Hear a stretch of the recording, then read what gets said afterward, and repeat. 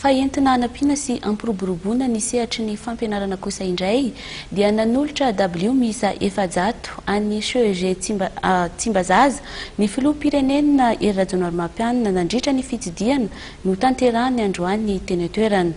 Hoavozina ihany koa ny sekoly araka ny fanazavany ny filoha hatrany.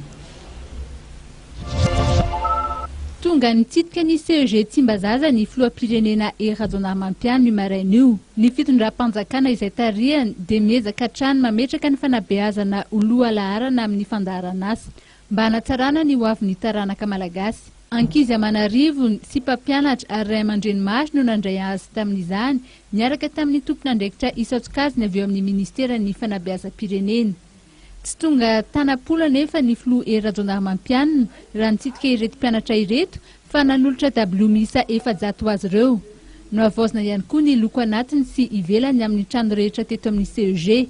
Tsy vitan'izay ihany anefa fa nampanantena ihany koa ny filoha fa hohavozina tanteraka ny efitrano fianaran'ny ankizy, asiana efitra manokana momba ny haino aman-jery sy ny informatika ihany koa ny eto amin'ny CEG Tsimbazaza. Zava-dehibe eo amin'ny fiainam-pirenena ny fanabeazana ho ny filoha satria miainga avy any aminy ny fototra maha-olona na tsy ny olom-pirenena iray.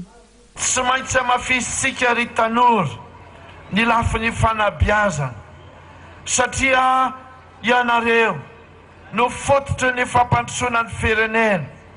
Ianareo no fototra hanova ny fiarahamonina.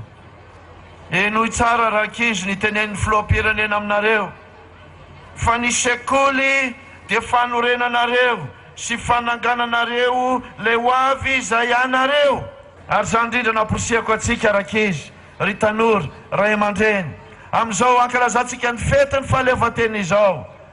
Fa izao mila mitodika amin'ny manodidina antsika isika. Mila hitodika amin'ny mpiraitanindrazana isika izay mbola sahirana mila amporisihana.